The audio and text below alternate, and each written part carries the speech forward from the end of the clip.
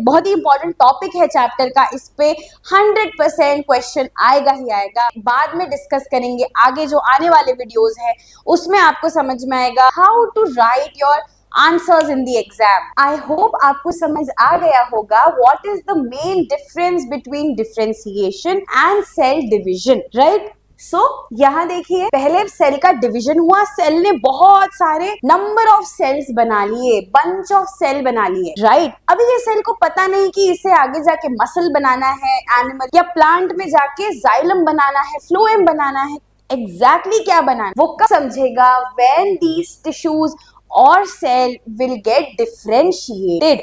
तो डिफरेंशिएट होके ये या तो टोटिपोटेंट सेल से कोई प्लांट टिश्यू का कोई सेल बना सकते हैं, जैसे पैरेन्काइमा, कोलेनकाइमा, जाइलम, फ्लोएम, अभी हम सारे सेल्स के बारे में एक एक पढ़ेंगे, एंड या तो कॉम्प्लेक्स टिश्यूज भी बना सकता है। तो this process of the cells to get a direction is known as differentiation. चलो भाई, यहां तक तो हमें समझ गया। Now classification of permanent tissue. So बच्चों देखो, दो तरीके के टिश्यू होते हैं। तो हमने देखा सबसे पहले मेरिस्टेमेटिक टिश्यूज, राइट। तो मेरिस्टेमेटिक टिश्यूज जब डिवाइड करना रोक देते हैं, then they start to become permanent tissue, right. तो permanent tissues are of 3 types, 3 classification होते हैं उनके। प्रोटेक्टिव टिश्यू जिन्हें कहते हैं एपिडर्मिस। तो प्रोटेक्टिव टिश्यू मतलब सबसे ऊपरी टिश्यू, हमें भी पानी से, धूप से, केमिकल से सबसे पहला प्रोटेक्शन कौन देता है, तो हमारी एपिडर्मिस, हमारी स्किन की cells. Then second is simple parenchymatous tissue. पहला टिश्यू का टाइप देखा हमने एपिडर्मिस, सेकेंड है पैरेन्काइमेटस टिश्यू या पैरेन्काइमा टिश्यू। इसके अंदर आते हैं पैरेन्काइमा, कोलेनकाइमा और स्क्लेरेन्काइमा। हम देखेंगे ये 3 सेल्स कैसे होते हैं। देन कॉम्प्लेक्स परमानेंट टिश्यू जिन्हें कहते हैं जाइलम एंड फ्लोएम, ठीक है। तो ये है हमारे 3 main types of cell, which is protective tissue, simple permanent tissue and complex permanent tissue. तो सिंपल टिश्यू का हमने क्या पढ़ा था कि अगर एक टाइप की सेल सारे टिश्यू बना रही है तो वो हो गई हमारी सिंपल परमानेंट, और अगर 2 अलग अलग या कुछ डिफरेंट टाइप की सेल साथ में आकर एक टिश्यू बना रही है, that is known as the permanent tissue. तो देखिए बच्चों, permanent tissues are of 2 types, actually 3 types, simple, epidermis and complex. Simple के एग्जांपल्स ये रहे, एपिडर्मिस तो हमारी आउटरमोस्ट प्रोटेक्टिव लेयर है, और ये रहे हमारे जाइलम एंड फ्लोएम। मैंने कहा था बच्चों, जाइलम एंड फ्लोएम किस चीज में पार्टिसिपेट करेंगे, वैस्कुलैरिटी या वैस्कुलर टिश्यूज बनाएंगे। जैसे ह्यूमंस के अंदर ब्लड वेसल्स होती हैं, ब्लड टिश्यूज होते हैं, वैसे ही प्लांट्स के अंदर होंगे यस जाइलम एंड फ्लोएम। चलिए, सबसे पहले first type of classification of cells which is the epidermis, ठीक है। अब प्लांट्स में बच्चों एपिडर्मिस मतलब आउटर मोस्ट लेयर, राइट। अब उस आउटर मोस्ट लेयर में ना कुछ कुछ एक्स्ट्रा एक्सटेंशंस प्रेजेंट होते हैं। अब जैसे रूट की बात की जाए, ठीक है, तो रूट की जो एपिडर्मिस है उसके ऊपर ऐसे रूट हेयर होंगे, राइट, या क्यूटिकल होंगे। तो वही हम देखेंगे, epidermis is the outer most usually single layer of cell which is tightly packed। Epidermis कैसे है, लूजली पैक नहीं हो सकते, उनको तो प्रोटेक्ट करना है, तो उनको टाइटली पैक्ड सेल्स चाहिए, बिल्कुल कोई गैप नहीं छोड़नी है बीच में, and that protects the plant. तो एपिडर्मिस का काम क्या है, प्रोटेक्शन देता है, आउटर मोस्ट कवरिंग है और टाइटली पैक्ड सेल है, कोई भी बीच में गैप नहीं रखनी, right. It prevents injury, water loss, microbial attack and harsh environment.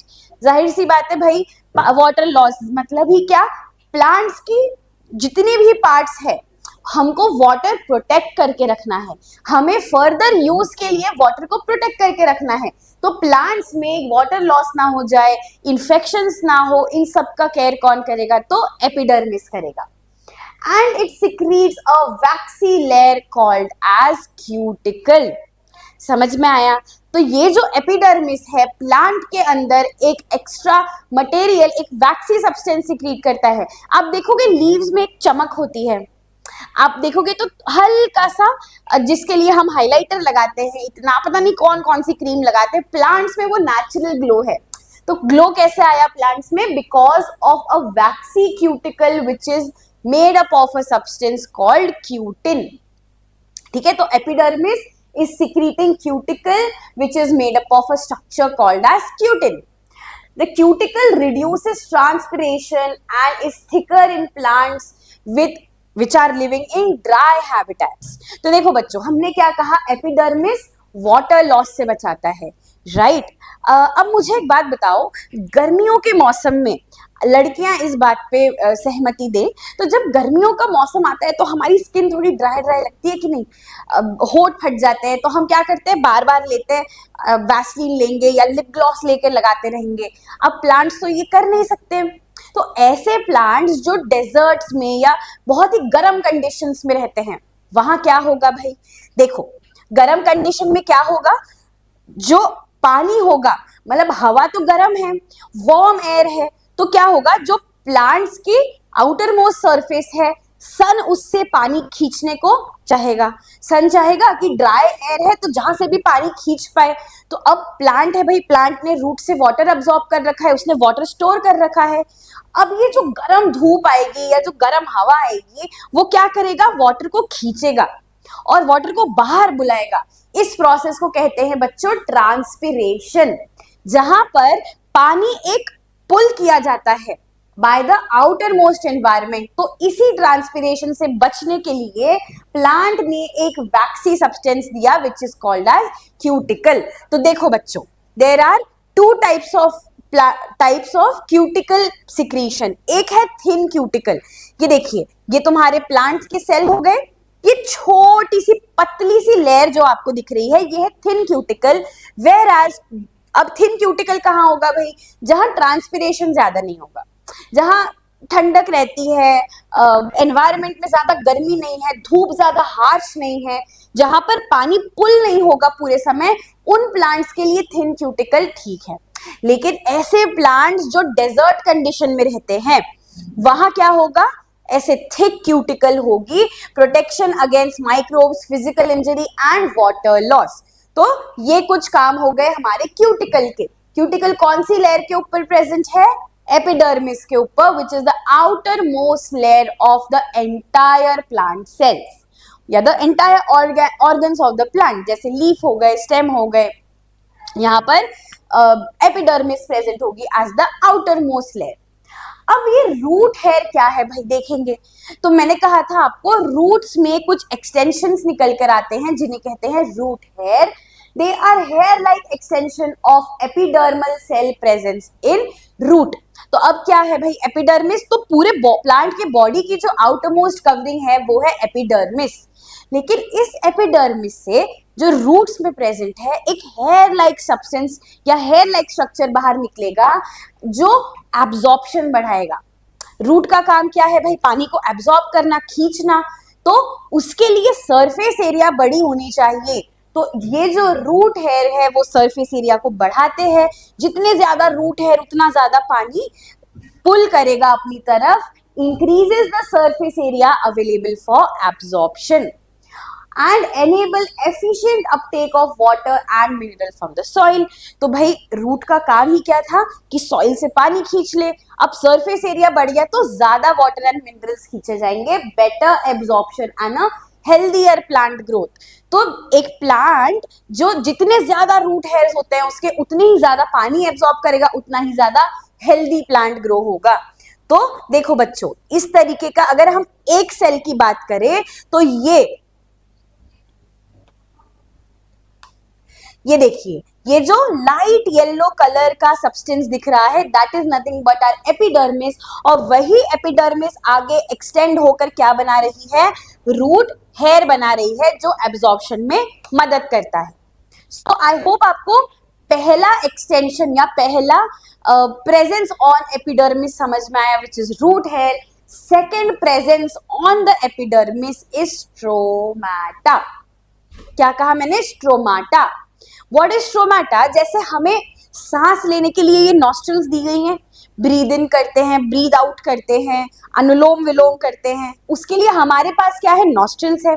But plants के पास ऐसा कुछ नहीं, उसकी जगह है stromata which helps the plant to breathe.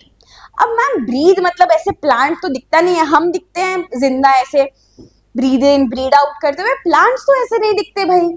फिर भी जो एक्सचेंज ऑफ गैसेस होगी प्लांट्स के अंदर वो होगी by stromata. So they are pores present on the epidermis of leaf and some stem.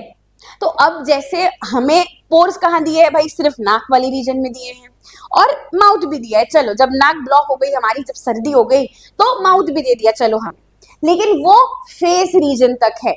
क्या हमें स्टमक में ऐसा कोई नॉस्ट्रल दिया है भाई? पैरों में ऐसा नॉस्ट्रल दिया है? नहीं। वैसे ही प्लांट्स में स्ट्रोमाटा कहाँ होंगे? सिर्फ और सिर्फ लीफ एंड सम स्टेम के ऊपर होंगे, जहां से वो गैसियस एक्सचेंज कर पाएगा।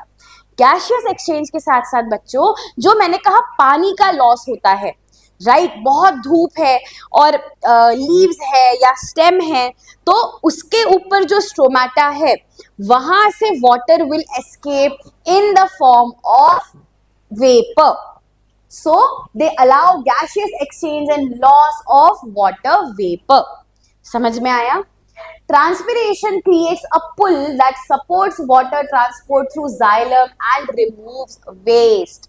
तो मैंने क्या कहा? ट्रांसपिरेशन, ये शब्द हमें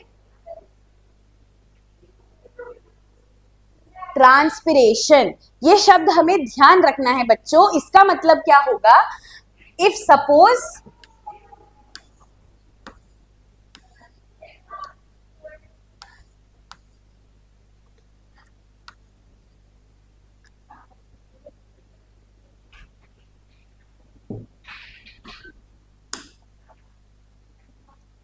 if this is our tree, ये हमारी स्टेम हो गई, ये हमारे लीव्स हो गए, इसके ऊपर ऐसे किडनी शेप स्ट्रोमाटा होंगे। यहां है भाई हमारा सन। सन क्या कर रहा है? सन बहुत ही तेजी से अपनी तरफ पानी को पुल कर रहा है। सन गर्मी देता है, तुम एक पतीले में पानी रख दो, उसके नीचे गर्माहट ला लो, गैस जला लो, तो वाटर आया, वाटर में क्या आई? हीट आई, वाटर की हीट बढ़ी और वाटर किस में कन्वर्ट होने लग गया? धीरे धीरे इवेपोरेट होने लग गया, वेपर में कन्वर्ट होने लग गया। तो यहाँ भी क्या हो रहा है? सन के हीट के वजह से ये जो लीफ ने पानी बनाया था, या इस प्लांट में जो पानी था, वो पानी पूरे बॉडी से खींचा चला आया लीफ की तरफ और लीफ ने इसको बाहर भेज दिया in the form of water vapour. इस पूरी प्रोसेस को हम कहते हैं बच्चों ट्रांसपिरेशन। समझ में आया आपको? So transpiration is nothing but a pull and water transport होता है थ्रू जाइलम एंड फ्लोएम। मैंने कहा आपकी ब्लड वेसल्स जैसे है वैसे ही प्लांट में जाइलम है, फ्लोएम है। तो जाइलम क्या रिमूव करता है? पानी। तो xylem contains water, that's why the water is pulled from the xylem और बाहर फेंक दिया जाता है विद द हेल्प ऑफ स्ट्रोमाटा। तो देखो ऐसे कुछ किडनी शेप स्ट्रक्चर होता है भाई स्ट्रोमाटा का। समझ में आया? ऐसा कुछ किडनी शेप दिखता है और कार्बन डाइऑक्साइड लेता है, ऑक्सीजन छोड़ता है और पानी छोड़ता है। Now a very important thing to remember students, plant जो है वो किस एयर को या किस गैस को इनटेक करता है? तो कार्बन डाइऑक्साइड, उससे वो ग्लूकोज बनाएगा आगे जाके, और किस इसको छोड़ता है, किस मटेरियल या किस वेपर को छोड़ता है? विच इज ऑक्सीजन, एंड उसके साथ साथ वाटर वेपर को भी इवेपोरेट करवाता है। So this is how your stromata looks like. it facilitates the movement of gases CO2 and oxygen along with water vapor and some waste material. तो यहां हमारा एपिडर्मिस खत्म होता है। Epidermis is the outer most covering. उसके ऊपर अगर root की बात किया जाए तो रूट के एपिडर्मिस के ऊपर रूट हेयर होते हैं जो एब्जॉर्प्शन के लिए सरफेस एरिया बढ़ाते हैं। और अगर हम लीफ और स्टेम की बात करें जो, तो उसके एपिडर्मिस में प्रेजेंट होते हैं छोटे छोटे स्ट्रोमाटा जो ऑक्सीजन गैसियस एक्सचेंज करवाता है, ऑक्सीजन और कार्बन डाइऑक्साइड का exchange with water vapour evaporation, जिस प्रोसेस को हम कहते हैं transpiration. Now moving on to the second type of tissue which is the simple permanent tissue. तो देखो बच्चों, they are composed of only one type of cell, इसीलिए हम उनको सिंपल कह रहे थे क्योंकि वो जो टिश्यू है, वो जो ग्रुप ऑफ सेल है, उसमें सिर्फ और सिर्फ एक प्रकार का सेल प्रेजेंट होगा।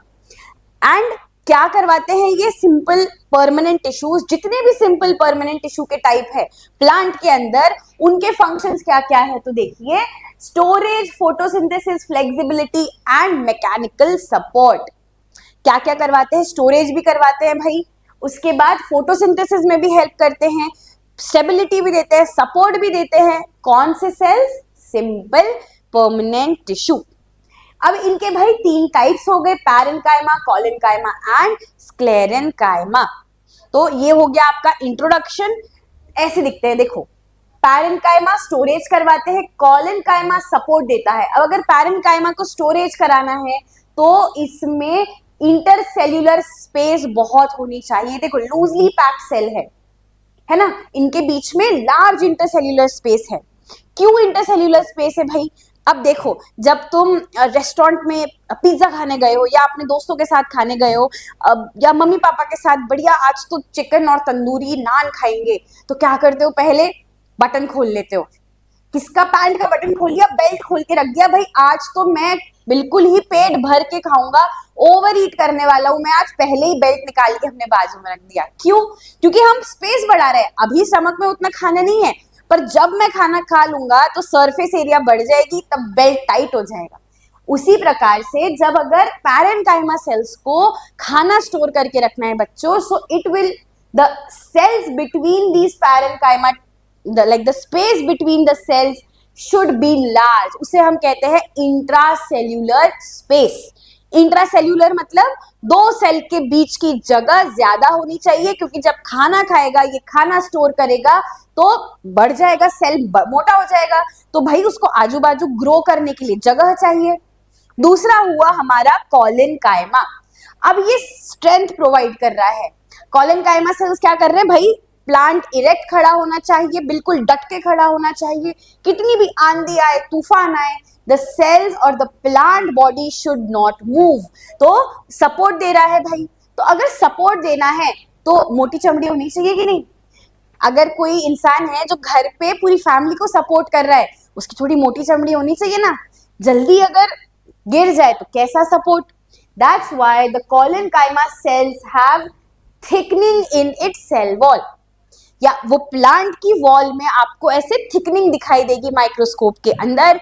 एंड लास्टली स्क्लेरेन्काइमा, जो भी रिजिड स्ट्रक्चर प्रोवाइड करता है, इसके भी सेल्स कैसे होंगे? डेंसली पैक्ड होंगे, टाइटली पैक्ड होंगे, है ना, क्योंकि सपोर्ट देना है भाई।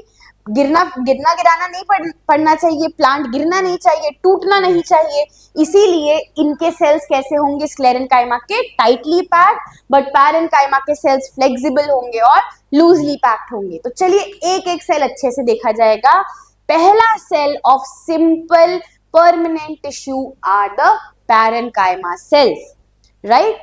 सो they are living thin walled loosely arranged cell.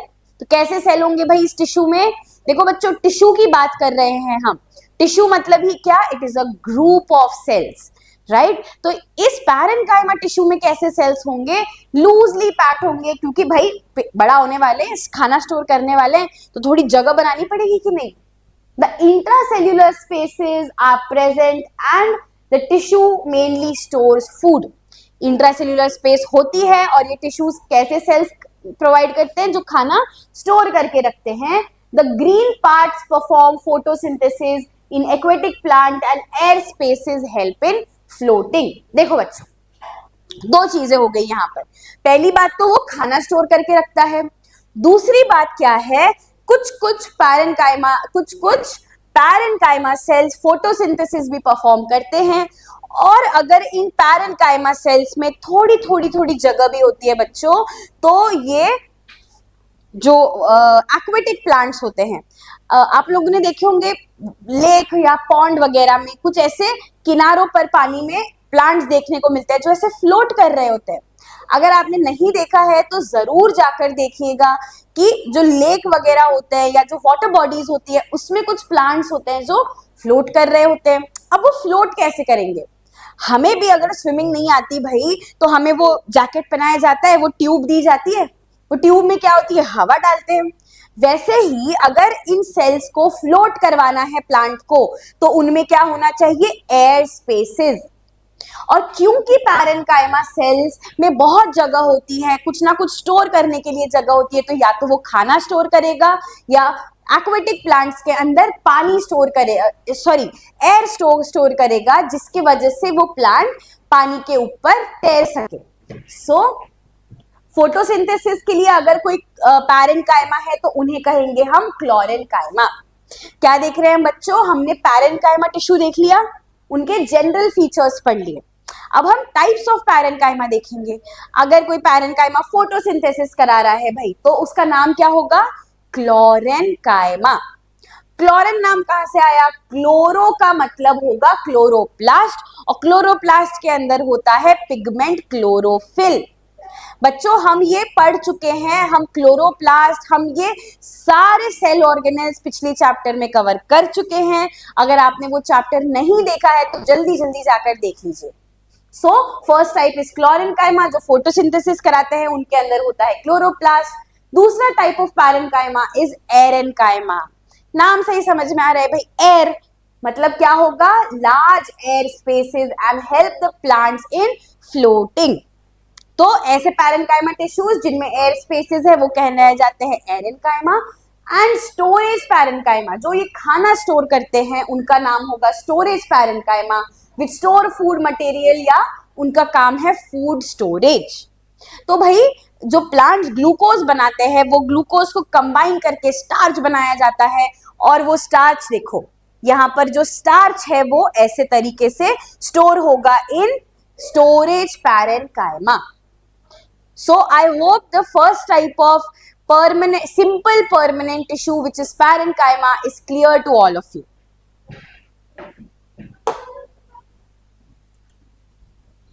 So our next type of simple permanent tissue is collenchyma tissues, right? So collenchyma is made up of living cell with unevenly thickened corner.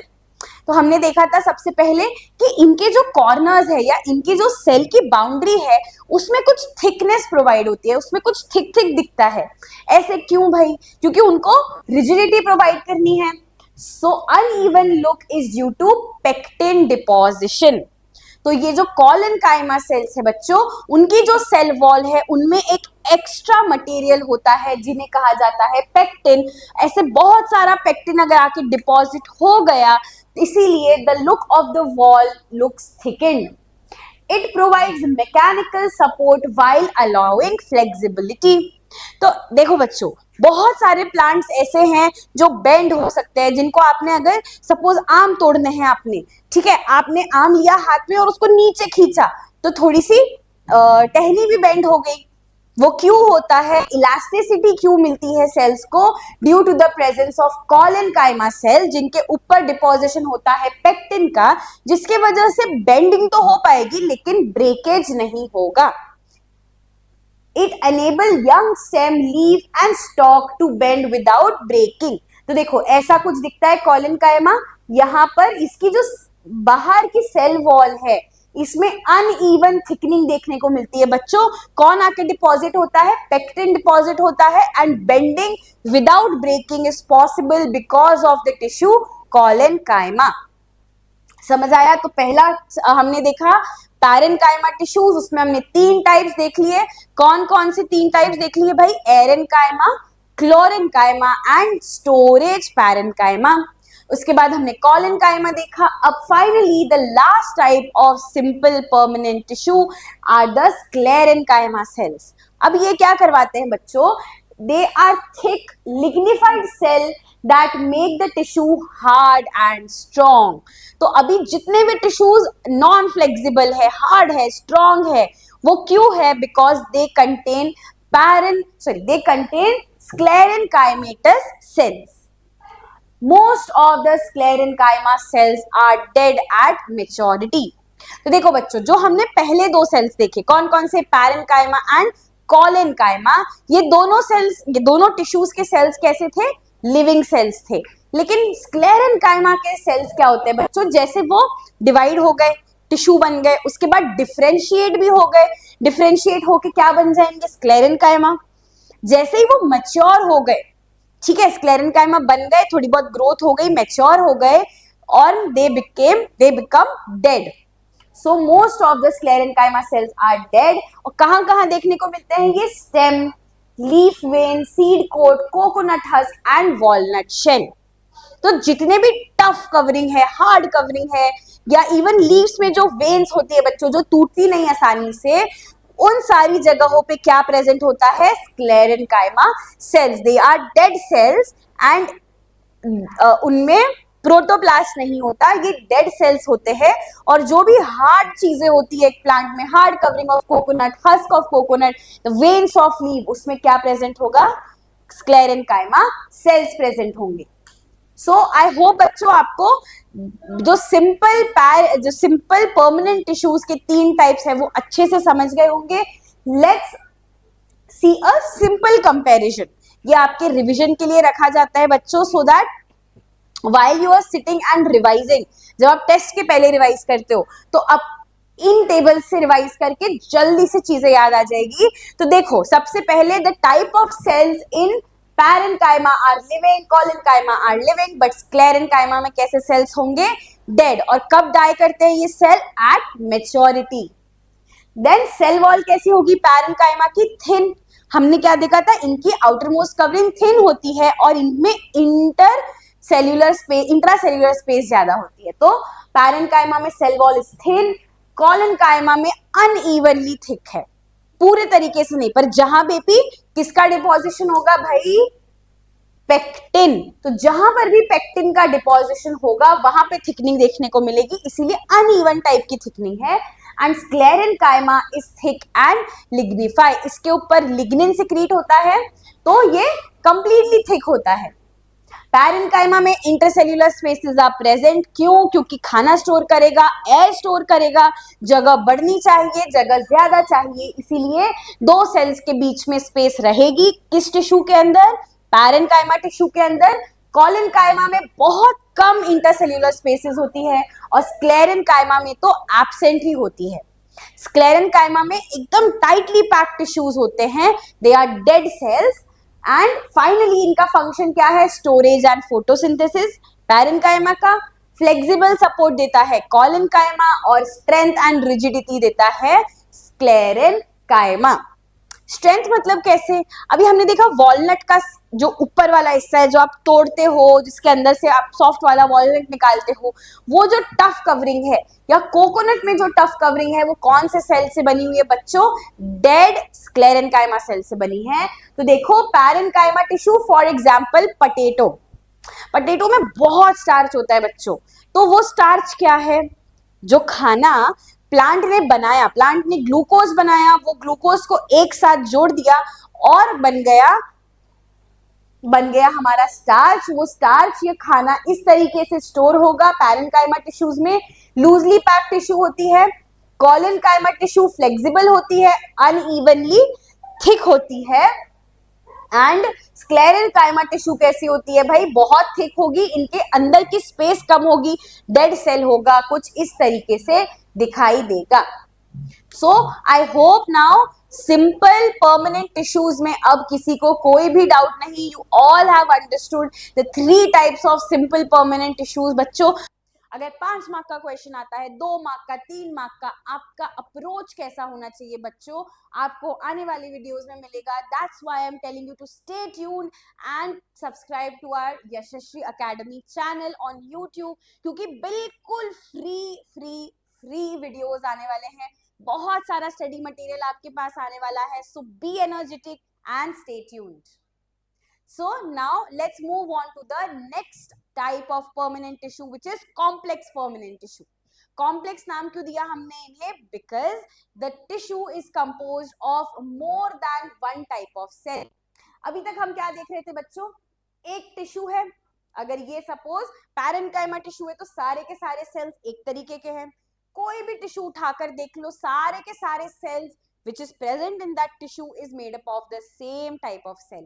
लेकिन complex permanent tissue contain more than one type of cell which is working together. The tissue of plants are xylem and phloem जो conduct करवाते हैं चीजों को। Xylem किसे conduct कराता है बच्चों? Water and minerals. And phloem किसे कंडक्ट कराएगा? तो फूड पार्टिकल्स को ट्रांसपोर्ट कराएगा। तो ये बेसिक सी चीज हमें बिल्कुल पता होनी चाहिए। जाइलम एंड फ्लोएम में कंफ्यूजन नहीं। जाइलम वाटर और मिनरल और फ्लोएम फूड ट्रांसपोर्ट कराता है। Do not forget this till the end of the chapter. तो देखो बच्चों, हमारी ब्लड वेसल्स कैसी है? ऐसे ट्यूब लाइक स्ट्रक्चर दिखाई पड़ती है, राइट? तो यहाँ पर भी जाइलम और फ्लोएम ऐसे ट्यूब लाइक स्ट्रक्चर होते हैं, वेसल्स होते हैं ये भी। और जाइलम पानी को कहाँ से कहाँ तक ले जाएगा? पानी का एब्जॉर्प्शन कहाँ होगा? In the roots. तो पानी को वो रूट से लेकर जाएगा all the parts of the body. तो मुझे बताओ बच्चों, यहाँ पे पानी का पुल कौन, मतलब एक चीज from point A to point B move कर रही है, उसके लिए कोई एक्सटर्नल फोर्स तो चाहिए ना भाई। तो कौन एक्सटर्नल फोर्स ला रहा है पानी के लिए? इट इज द ट्रांसपिरेशनल पुल। वही जो धूप पड़ती है, पत्ती के ऊपर धूप पड़ गई, रूट तक बात पहुंच गई कि भाई रूट से जल्दी जल्दी पानी खींच कर लाओ, सन बोल रहा है पानी को इवेपोरेट करवाना है। So there will be a pull which is called as the transpirational pull.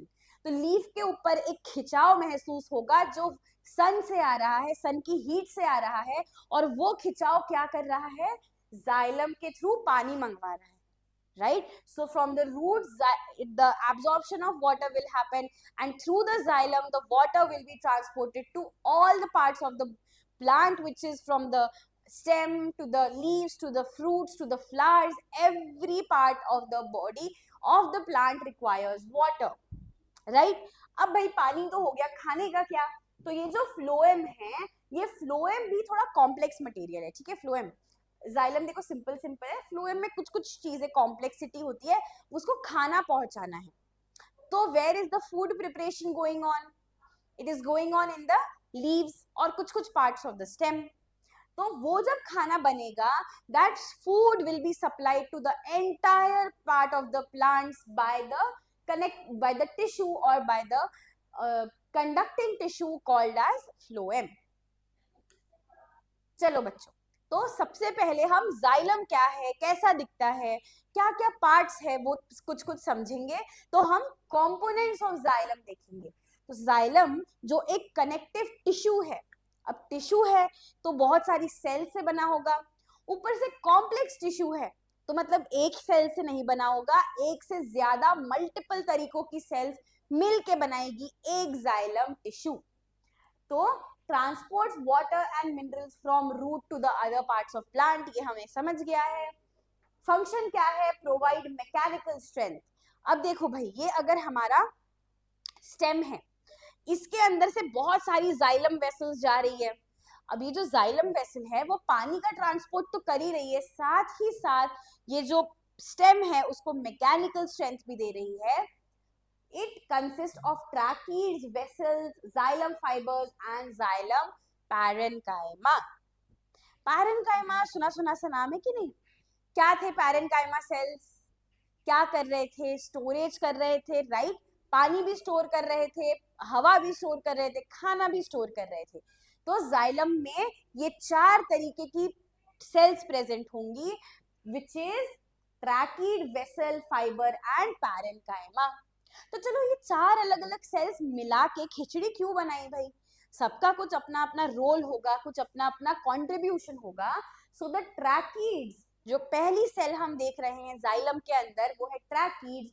They are dead tubular cell which conduct water. तो ऐसे दिखेंगे कुछ ट्रैकीड्स। कैसी है ये? Tube like. अगर आप ऊपर से देखेंगे तो ऐसे दिखेगी।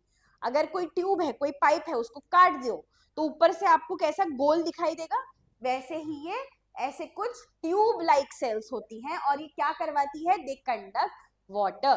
तो जाइलम में जो ट्यूब वाली सेल है जो पानी कंडक्ट कराने में हेल्प करती है वो है tracheids.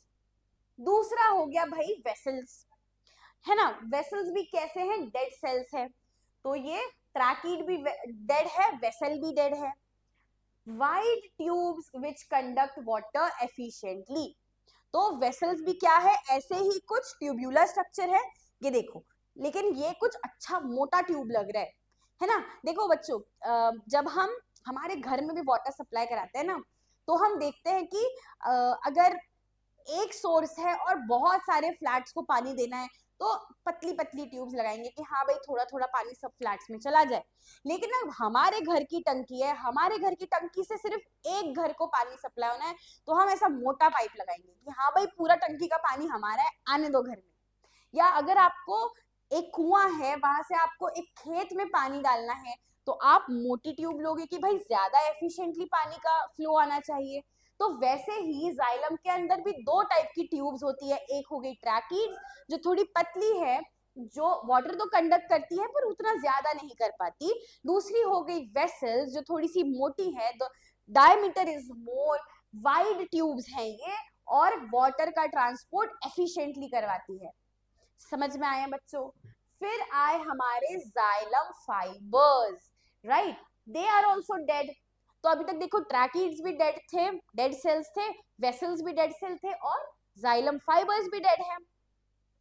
They are dead lignified cells which provide strength. अब लिग्निन कहाँ आया, लिग्निन पहले पढ़ चुके हैं, it is a type of deposition which is happening sclerenchyma cells में, देखा ना। तो लिग्निन एक डिपोजिशन है, तो इसके सेल वॉल में, किसके, जाइलम फाइबर्स के सेल वॉल में बच्चों एक डिपोजिशन होता है जिसे कहा जाता है लिग्निन। तो देखो यहाँ पर ये फाइबर्स है, फाइबर्स के ऊपर कहीं कहीं पे देखो बीच बीच में डिपोजिशन होता है लिग्निन का, और ये क्या प्रोवाइड करते हैं, तो मैकेनिकल स्ट्रेंथ प्रोवाइड करते हैं। समझ में आया बच्चों। तो हम ये कह रहे हैं जाइलम प्रोवाइड्स मैकेनिकल स्ट्रेंथ, एक फंक्शन देखा ना हमने, पानी ट्रांसफर करने के साथ साथ और क्या करवा रहा था, ये स्ट्रेंथ प्रोवाइड करवा रहा था। अब स्ट्रेंथ कहाँ से आई, जाइलम फाइबर से आती है स्ट्रेंथ। और पानी कंडक्ट कौन करा रहा है भैया, पानी हमारा ट्रैकीड्स और वेसल्स कंडक्ट करा रहे हैं। फिर आ गए जाइलम पैरेन्काइमा। ये सेल्स कैसे होंगे, डेड होंगे या living, they are living cells, only living component which store and transport of water.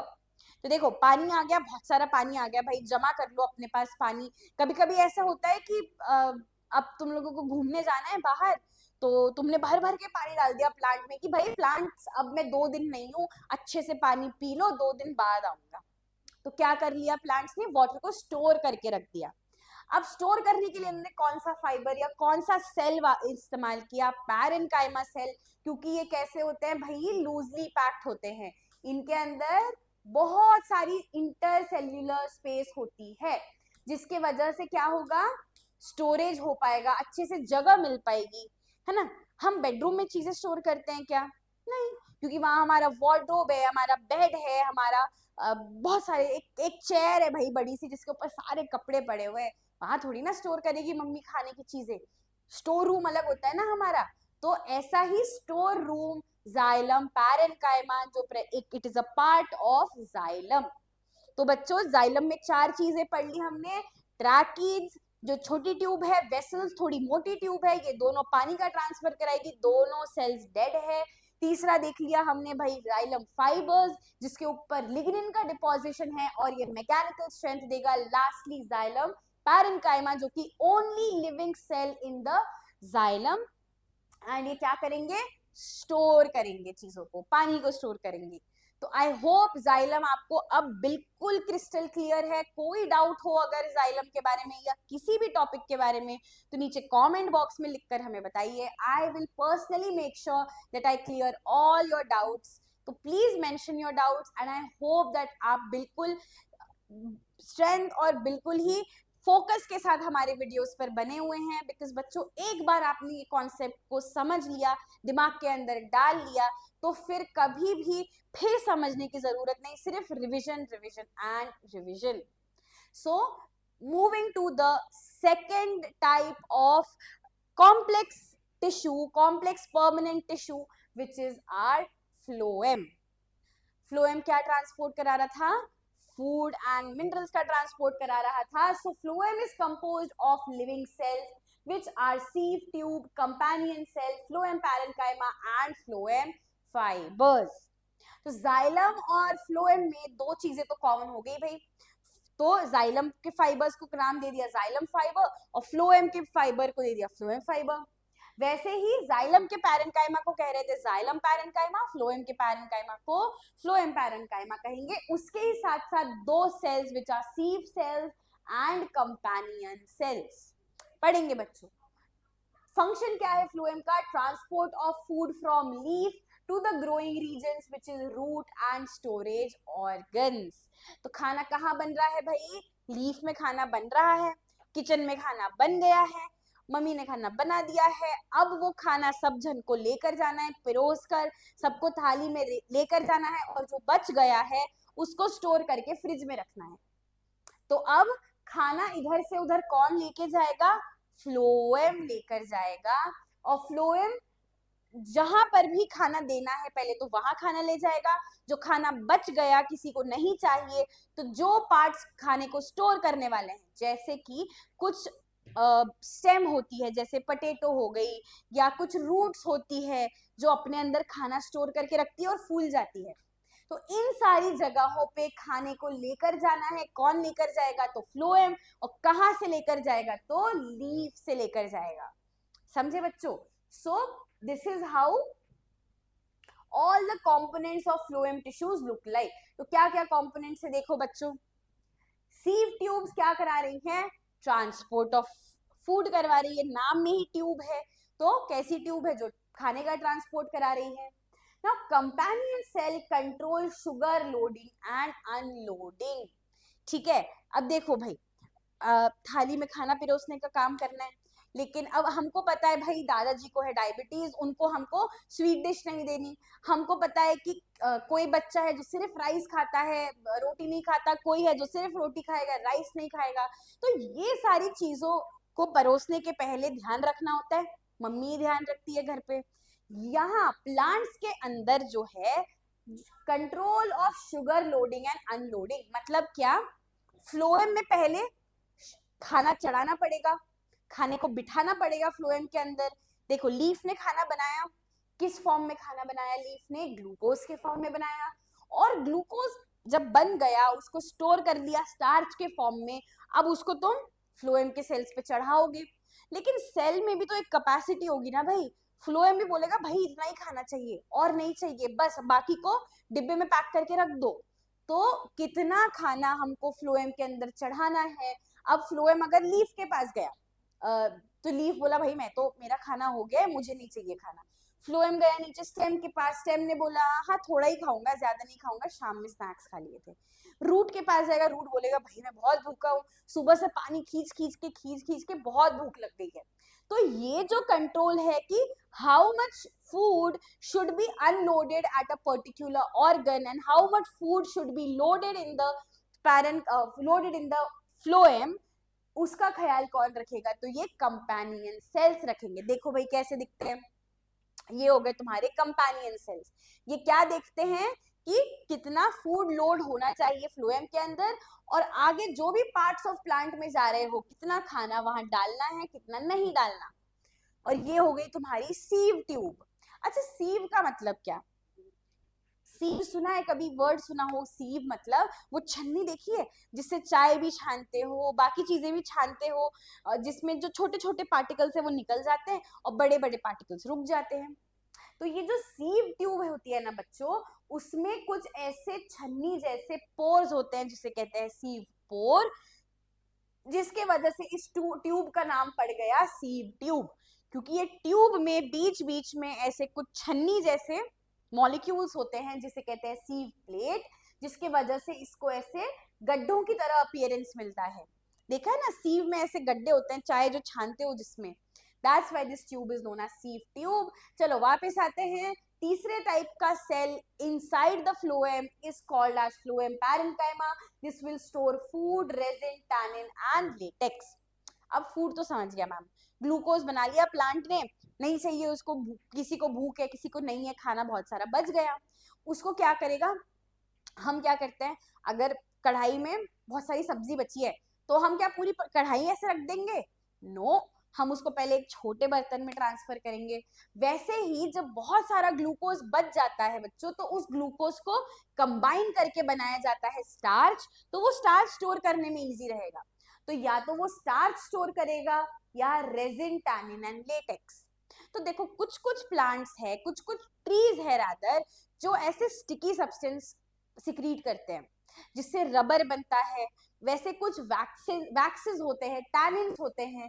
तो ऐसे ट्रीज जिनमें ये रेजिन, टैनिन या रबर ऐसी सारी चीजें सिक्रीट होती है, उसके लिए जो प्लांट्स के अंदर उसको स्टोर किया जाता है, तो कहाँ स्टोर करते हैं? Inside phloem parenchyma.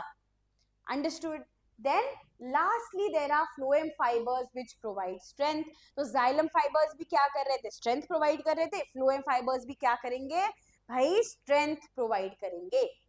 तो यहाँ देखो स्टोरेज पैरेन्काइमा किसको स्टोर कर रहा है? Starch granules. मैंने कहा आपको बहुत सारा ग्लूकोज एक साथ उसको अच्छे से कॉम्पैक्ट कर दो तो वो स्टार्च बन जाएगा, तो स्टोर करने में आसानी होगी. एक छोटे छोटे छोटे ग्लूकोज स्टोर करने से अच्छा उसको साथ में मिला दो और स्टार्च बन जाएगा, तो स्टार्च स्टोर करने को भी इजी होगा.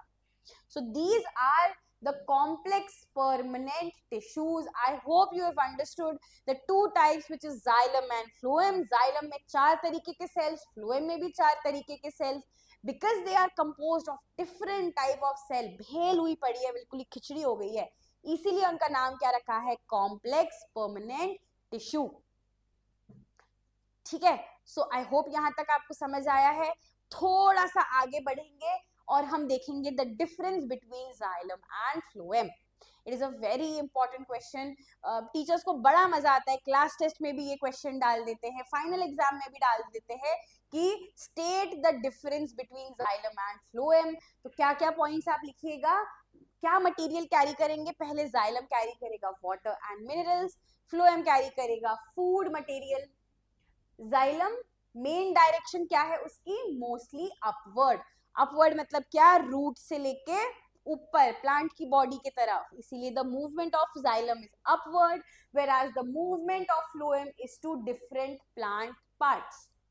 खाना लीफ में बना है, नीचे भी जाएगा रूट्स की तरफ देने को, ऊपर भी जाएगा शूट की तरफ देने को. तो फ्लोएम का कोई एक सिंगल डायरेक्शन नहीं होता. लीफ से वो खाना लेकर जाता है, अलग अलग डायरेक्शंस में उसको बांट देता है. So there is no one direction for phloem. Cell का नेचर कैसा होगा? जाइलम में most of the cells are dead except one cell which is xylem parenchyma, and phloem में mostly all the cells are living cells. And what is the extra role? Mechanical support provide करेगा xylem, और phloem क्या करेगा? Food storage and distribution. तो मैंने कहा starch store करके रखना, उसके बाद जो वैक्सेस, टैनिन्स, ये सारी चीजें, जो रेजिन्स, ये सारी चीजें जो प्लांट बनाती है, वो भी स्टोर कौन करके रखेगा? फ्लोएम में पैरेन्काइमा सेल्स. सो जाइलम एक तरीके के एक डायरेक्शन में उसका मूवमेंट होगा. फ्लोएम में डायरेक्शन ऊपर भी हो सकता है, शूट की तरफ, नीचे रूट को भी तो खाना चाहिए भैया. तो फ्लोएम का कोई एक सिंगल डायरेक्शन नहीं होता.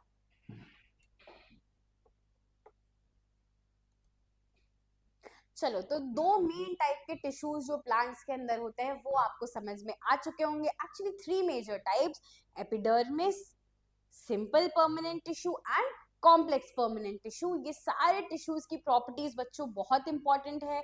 इनमें किसी में भी शॉर्ट नोट आ सकता है, आपको लॉन्ग आंसर क्वेश्चन आ सकता है, इनमें से कुछ भी आ सकता है. It's a very important topic. So I hope आपको एक और एक एक्सप्लेनेशन समझ में आया हो. ऐसे ही हमारे साथ बने रहें. आगे हम पढ़ेंगे plant tissue system. So what is plant tissue system? अभी हमने क्या देखा बच्चों? पहले हमने देखा सेल्स कैसी हैं, वो सेल्स ने बनाए, टिश्यू बनाए. अब उस टिश्यू का ऑर्गेनाइजेशन कैसा होगा? तो ऑर्गन्स कैसे दिखेंगे? एकदम स्टार्टिंग ऑफ द वीडियो में हमने देखा था सेल्स बनाती हैं टिश्यू, टिश्यू बनाएगा ऑर्गन, ऑर्गन बनाएगा ऑर्गन सिस्टम।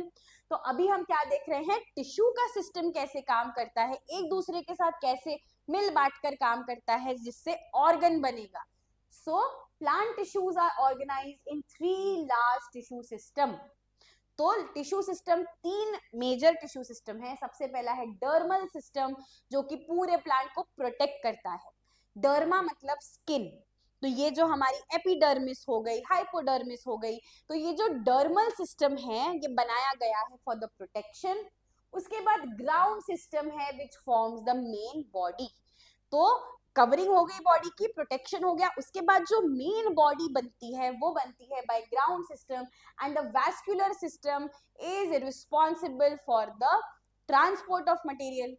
ठीक है, तो पहले तो आपने प्रोटेक्टिव कवरिंग बना ली, उसके अंदर आपने मेन बॉडी बना ली, और बॉडी के अंदर अगर आपको खाना इधर से उधर, पानी इधर से उधर, चीजों को यहां से वहां सरकाना है, तो आपकी हो गई वैस्कुलर टिश्यूज जो कि जाइलम और फ्लोएम है। These system work together as a coordinated plant body. तो बच्चों ये जो टिश्यू सिस्टम है जिसे हम ऑर्गन लेवल डिस्ट्रीब्यूशन भी कह सकते हैं, पर प्लांट्स में हम ना ऑर्गन शब्द का इस्तेमाल नहीं करते। जिस तरीके से हम ह्यूमंस में या एनिमल्स में हम ऑर्गन सिस्टम कहते हैं कि चलो हार्ट हो गया, सर्कुलर सिस्टम हो गया, सर्कुलेटरी सिस्टम या डाइजेस्टिव सिस्टम हो गया, उस तरीके से हम प्लांट्स में बात नहीं करते। प्लांट में हम कहेंगे कि टिश्यू सिस्टम है। तो plant is divided into tissue system, और ये 3 टाइप के टिश्यू सिस्टम क्या करेंगे, साथ में एक कोऑर्डिनेशन में काम करके जितने भी प्रोसेसेस, लाइफ प्रोसेसेस है प्लांट के, उसको आगे लेकर जाएंगे। सो डर्मल टिश्यू सिस्टम, उसमें एपिडर्मिस आ गया, एपिडर्मिस के ऊपर स्ट्रोमाटा आ गया, आपका रूट हेयर आ गया। दूसरा आपका ग्राउंड टिश्यू सिस्टम जिसमें parenchyma, collenchyma and sclerenchyma cells आ गए जो अभी हमने देखे। और फाइनली आपके वैस्कुलर टिश्यू सिस्टम आ गया जिसमें आपका जाइलम एंड फ्लोएम सेल्स आ गए। तो बच्चों ये 3 टिश्यू सिस्टम याद रखिएगा, इसके ऊपर शॉर्ट नोट आ सकता है, और शॉर्ट नोट आया तो मैं आपको आगे कुछ आने वाले लेसन्स में या आगे आने वाली क्लासेस में समझाऊंगी कि क्वेश्चन कैसा पूछा है, उसके ऊपर डिपेंड करेगा आप आंसर कितना लंबा लिखेंगे, कितने पॉइंट्स ऐड करेंगे। But I am telling you this topic is very important, so please pay attention, बिल्कुल फोकस के साथ देखते रहिए। हम पढ़ेंगे प्लांट टिश्यू सिस्टम। हमने देख लिए 3, dermal, plant body and vascular system. तो देखो भाई डर्मल सिस्टम में क्या क्या चीजें आ गई। The main components are epidermis and the protective layers, and function is protection and reduced water loss. हमने देखा था ट्रांसपिरेशन की वजह से बहुत वाटर लॉस होता है, जिसको रिड्यूस करने का काम किसका है, तो डर्मल लेयर का है। कम से कम पानी ट्रांसपायर होना चाहिए। Second is ground tissue system. इनमें कौन से सेल्स आए भाई, पैरेन्काइमा, कोलेनकाइमा, स्क्लेरेन्काइमा। तो पैरेन्काइमा का काम क्या हुआ, स्टोरेज करना, बायंसी देना। कोलेनकाइमा का काम और फोटोसिंथेसिस भी करवाता है। कोलेनकाइमा और स्क्लेरेन्काइमा क्या करते हैं, तो प्रोटेक्शन देते हैं, स्ट्रेंथ देते हैं प्लांट को, right. Finally vascular tissue system में आ गए आपके xylem and phloem which is responsible for the transport of food and water। ठीक है, बहुत बेसिक बेसिक चीजें हैं बच्चों, यही कुछ कुछ शब्दों के अंदर बार बार खेल के उसको बस अलग अलग नाम दिए गए हैं। आपको पहले एक एक टिश्यू समझाया, फिर उस टिश्यू को कनेक्ट करके बताया, भाई बन गया टिश्यू सिस्टम। और टिश्यू सिस्टम अगर एक साथ एक सिंक्रोनाइज्ड मैनर में काम कर रहे हैं तो बन गया आपका पूरा प्लांट ऑर्गेनिज्म। प्लांट की बॉडी ऐसे ही बनती है। सो सी, ये हुई हमारा, अगर ये क्रॉस सेक्शन ऑफ बार्क है तो इसमें अलग अलग टाइप के वैस्कुलर टिश्यूज भी है, देखो जाइलम एंड फ्लोएम है। उसके बाद ग्राउंड टिश्यू सिस्टम भी है जिसमें प्लांट की बॉडी बनेगी, जिसमें स्क्लेरेन्काइमा सेल्स हो गए, कोलेनकाइमा सेल्स हो गए, एंड फाइनली ये जो ब्लू कलर की लेयर आपको दिखाई दे रही है बच्चों, ये हो गई आपकी एपिडर्मिस, जो आपका डर्मल लेयर हो गया। तो these are the 3 major components of the plant tissue system। I hope it is, आपको बहुत डिफिकल्ट भी ना लगे, बिल्कुल ही इंटरेस्टिंग होता है बच्चों। बायोलॉजी के सारे chapters are so interesting. I tell you why, because आप अब आप देखते हो भाई, अगर आप पानी नहीं डालोगे प्लांट्स के अंदर तो प्लांट्स बेचारे मुरझा जाएंगे। क्यों मुरझा जाएंगे? क्योंकि उनके अंदर जो पानी है वो खत्म हो जाएगा और जो सेल है वो श्रिंक हो जाएगी, इसीलिए मुरझा जाते हैं, बट दे डोंट डाई। आप उसमें फिर 2 दिन बाद पानी डालिए, थोड़ा सा खाद डालिए, फिर से वो अच्छे से खिल जाएंगे। So all this is happening around you in your life every day. तो जो आपकी डे टू डे चीजें आपके आसपास हो रही है, आपकी खुद के बॉडी में हो रही है, वो इंटरेस्टिंग तो लगेगी। सो आई होप आपका इंटरेस्ट बना हुआ है।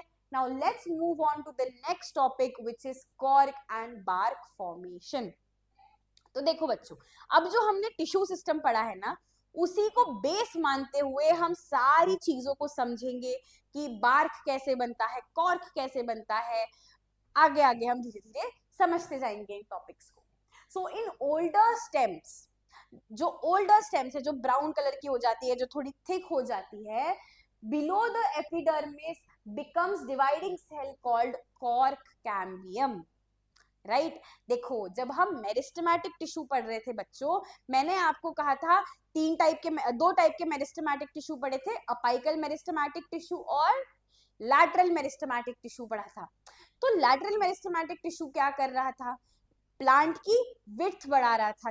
तब मैंने आपको कहा था कि लैटरल मेरिस्टेमेटिक टिश्यू को एक और नाम दिया जाता है कैम्बियम सेल्स। ये कैम्बियम सेल्स क्या करेंगे? जब एक प्लांट है, समझ लो आपने कोई मैंगो का पौधा लगा दिया भाई, या नीम का लगा दिया, जो भी एक पेड़ लगा दिया आपने, तो स्टार्टिंग में जब वो छोटा सा प्लांट है तो उसकी स्टेम कैसी होगी? ग्रीन कलर की होगी, पतली सी होगी, ग्रीन कलर की होगी। जैसे धीरे धीरे वो सेल या धीरे धीरे वो प्लांट बढ़ता चला जाएगा, उसकी जो ट्रंक है या जो उसकी बार्क है या जो उसकी मेन स्टेम है वो मोटी होती जाएगी। पहले ग्रीन कलर की थी, फिर धीरे धीरे धीरे वो अपना कलर को चेंज करेगी और फाइनली कौन सा कलर देगी? Brown colour. अब वो चेंज क्यों होता है बच्चों? तो जो एपिडर्मिस सेल है, ये देखो, ये ब्लू वाली सेल हुई आपकी एपिडर्मिस, उसके जस्ट नीचे वाला जो लेयर है वो क्या करता है? डिवीजन शुरू करता है, जिसे कहते हैं कॉर्क कैम्बियम। ठीक है, डिवीजन करने लग गया। The cork cambium produce dead compact cork cell which is impermeable to water and gases। तो अब क्या होगा भाई? एक हार्ड प्रोटेक्टिव कवरिंग बनने लगेगी मेन स्टेम के आसपास, जिसे कहते हैं कॉर्क सेल। अब ये कॉर्क सेल कैसे हैं बच्चों? डेड सेल्स है। ये डेड सेल है तो इनके बीच में ज्यादा स्पेस नहीं होगी और ना ही ये पानी को बाहर ट्रांसफर होने देंगे, ना ही गैस का ट्रांसफर होने देंगे। तो गैस ट्रांसफर के लिए तो हमने किसको बनाया है? राइट, स्ट्रोमाटा है, लीफ है। और पानी का भी एक्सचेंज कौन करता है? लीफ करता है। पानी बाहर फेंकता है ट्रांसपिरेशन से और पानी खींचता कौन है? रूट। तो ये जो स्टेम है बीच की, उसको कोई काम नहीं, ना उसको पानी का एक्सचेंज करना है, ना उसको गैस का एक्सचेंज करना है। इसीलिए क्या हुआ? जो सबसे आउटर मोस्ट कवरिंग थी एपिडर्मिस, उसकी नीचे वाली जो सेल का लेयर था वो डिवाइड होने लगा, उसका नाम रख दिया कॉर्क कैम्बियम। और वो कॉर्क कैम्बियम ने डिवाइड करते करते कौन सी सेल्स बनाई? कॉर्क सेल्स बनाई, जो कि डेड है, कॉम्पैक्ट है और उससे पानी और गैस का ट्रांसफर नहीं हो पाता। These cells form a protective bark of the tree. तो जैसे ही ट्री बड़ा हो गया, बहुत सारी ब्रांचेस आ गई, हर साल वो फ्रूट्स देता है। तो बच्चों, जब इतनी बड़ी फैमिली, जब इतनी बड़े स्ट्रक्चर को तुमको सपोर्ट देना हो, तो बाहर से उसकी सेल्स को डेड कर दिया जाता है एंड उसको मैकेनिकल स्ट्रेंथ प्रोवाइड करने में कौन हेल्प करेगा? Cork sales. तो बार्क का मतलब, अब आप कहेंगे मैम बार्क क्या होता है? जब ये ब्राउन कलर वाला स्ट्रक्चर फॉर्म हो जाता है ना, पहले होता है ग्रीन, जो जिसको हम कहते हैं यंग स्टेम, वही स्टेम बूढ़ा होने के बाद कैसा हो गया? थोड़ा मच्योर होने के बाद कॉर्क सेल्स बना लेता है और कैसा अपीयरेंस देगा? ब्राउन कलर का। तो ये जो ब्राउन कलर की सेल्स दिख रही है बच्चों, this is nothing but the cork cell and वो स्ट्रक्चर को क्या कहते हैं हम? Bark of the tree. So I hope आपको कॉर्क क्या है, बार्क क्या है, इसका बीच का डिफरेंस बिल्कुल ही समझ आया हो। राइट सो टिश्यू सिस्टम आपको समझ में आ गया, कॉर्क और बार्क का अंतर आपको समझ में आ गया. Now let's see a new topic or something very new and innovative which is happening in the field of science which is called as the tissue culture. और इसमें हम देखेंगे हम इंडियंस ने क्या कंट्रीब्यूट किया है भाई. सो पहले आपको टिश्यू कल्चर क्या है वो समझा दिया जाए. सो बेसिकली जब आप कोई एक सेल लेते हैं और उस सेल को एक पर्टिकुलर टिश्यू, मन चाहा टिश्यू, फॉर एग्जाम्पल आपने कहा भाई मुझे प्लांट की एपिडर्मिस बनानी है. कोई एक कंपनी है जिसने एक ड्रग बनाया है for plant epidermis for some और द अदर इन्फेक्शन, राइट. तो क्या करेंगे, अब हम कितने प्लांट्स को ग्रो करेंगे, उस प्लांट को ग्रो होने में कितना टाइम लगेगा, इसीलिए a fastest way to grow a tissue. इतने टिश्यू सिस्टम पढ़े हमने, 3 टिश्यू सिस्टम पढ़े, उसमें से अगर कोई भी टिश्यू हमें ग्रो करना है in the laboratory, it can be done using a culture technique known as tissue culture. तो क्या होगा उस टिश्यू कल्चर से, तो देखो सबसे पहले हम देखेंगे कि विच इज द साइंटिस्ट जिसने सबसे पहली बार टिश्यू कल्चर को परफॉर्म किया. Sipra Guha Mukherjee and S C. Maheshwar produced a complete plant body through anther culture. अब आप बोलेंगे मैम एंथर क्या है, कल्चर क्या है. तो ये दो साइंटिस्ट ने क्या किया, सेल्स लिए फ्रॉम द एंथर. अब एंथर क्या है, जो male reproductive part of the flower, उसका पोलन प्रोड्यूसिंग हिस्सा. आप अगर आपने नहीं पढ़ा है तो आप आगे जाके पढ़ेंगे. तो anther is a part of the plant, a part of the male reproductive system of the flower, जिसको उन्होंने लिया और इस तरीके से एक न्यूट्रिएंट मीडियम के अंदर डाला. अब देखो बच्चों, जब हमें ग्रो होना है, साइज में ग्रो होना है, हाइट में ग्रो होना है, क्या कहते हैं हमारे घर वाले, बेटा अच्छे से खाना खाओ, हाईली न्यूट्रिशियस खाना खाओगे तो all the nutritions will help you grow. तो हमने क्या किया, इस प्लांट के छोटे से पार्ट को लिया और उसको बाहर से न्यूट्रिएंट्स प्रोवाइड कर रहे हैं, right. We are keeping it in a medium जिसके अंदर बहुत सारे न्यूट्रिएंट्स है, प्रोटीन्स है, अमीनो एसिड्स है, फैट्स है, कार्बोहाइड्रेट्स है, जिसके वजह से एक गुच्छा बन गया, a bunch like structure which is called as the callus. This callus is then, अब वो कैलस हुआ, एक गुच्छा हो गया प्लांट का, बहुत सारे उसमें प्लांट के सेल बन गए, उस गुच्छे से धीरे धीरे धीरे करके प्लांटलेट्स बनने लगे, मतलब फुल ग्रोन प्लांट बनने लगा. तो आप इस कैलस को कौन से टाइप का सेल बुलाएंगे, जिससे पूरा का पूरा एक नया नवेला प्लांट बन गया. So this callus contains totipotent cell, right. तो ये जो कैलस है उसमें बहुत सारे टोटीपोटेंट सेल है और लैब के अंदर ही उन्होंने क्या किया, एक कंप्लीट प्लांट बनाया. एक सिंपल टिश्यू लिया, छोटा सा एंथर लिया, एंथर के सेल्स लिए, उस एंथर के सेल्स को डिवाइड करवाया, एक कैलस बनाया, उसको खाना दिया और फाइनली क्या बन गया, एक कंप्लीट प्लांट. तो इसमें इन्वायरमेंटल कंडीशंस की कोई जरूरत नहीं, आप लैब के अंदर ऐसा इन्वायरमेंट क्रिएट कर सकते हैं जिससे आप एक छोटे से टिश्यू से पूरा का पूरा प्लांट बना सकते हैं. इसी प्रोसेस को कहा जाता है tissue culture. A plant tissue is taken, artificial nutrient medium में उसको रख दिया गया एंड कंट्रोल्ड कंडीशन उस टिश्यू को दी गई. तो ये देखो, ये जो टिश्यू है जिसे कैलस कह रहे हैं, उसे जैसा कंडीशन, ये देखो लैब में बच्चों इस तरीके से शेल्फ दिए जाते हैं जिसमें जितनी लाइट चाहिए. अब प्लांट को बढ़ने के लिए क्या चाहिए भाई, सनलाइट चाहिए, पानी चाहिए एंड फूड एंड मिनरल्स चाहिए. तो यहाँ पर लाइट भी प्रोवाइड करी गई, मैन मेड लाइट प्रोवाइड करी गई, उसके बाद पानी दिया गया, न्यूट्रिशन दिया गया और उस टिश्यू से फुल ग्रोन प्लांट बनाया गया. अब ये जो सिस्टम निकाला किसने, सिप्रा गुहा मुखर्जी एंड एस.सी. माहेश्वरी ने, ये जो टिश्यू कल्चर की टेक्निक शुरू की, उसका कंट्रीब्यूशन या उसका योगदान क्या हुआ, the crop improvement and modern agriculture. तो क्रॉप इंप्रूवमेंट कैसे हुआ बच्चों, जब आप कोई एक्सपेरिमेंटली, अब आपने सोचा for example there is a crop और देयर इज अ प्लांट जिसे कहा जाता है सोयाबीन. आप खाते होंगे ऐसे सोयाबीन की वड़ी मिलती है, a lot of people consume soyabean, it is highly nutritious and very protein rich, ठीक है, बहुत ही प्रोटीन रिच है। तो अब ये जो सोयाबीन है बच्चों, ये नेचुरली नहीं उगता था, इस प्लांट को ह्यूमंस ने खोज कर निकाला कि भाई जो जितने भी वेजिटेरियंस है वो चिकन नहीं खाते, अंडा नहीं खाते, तो प्रोटीन कहाँ से आएगा।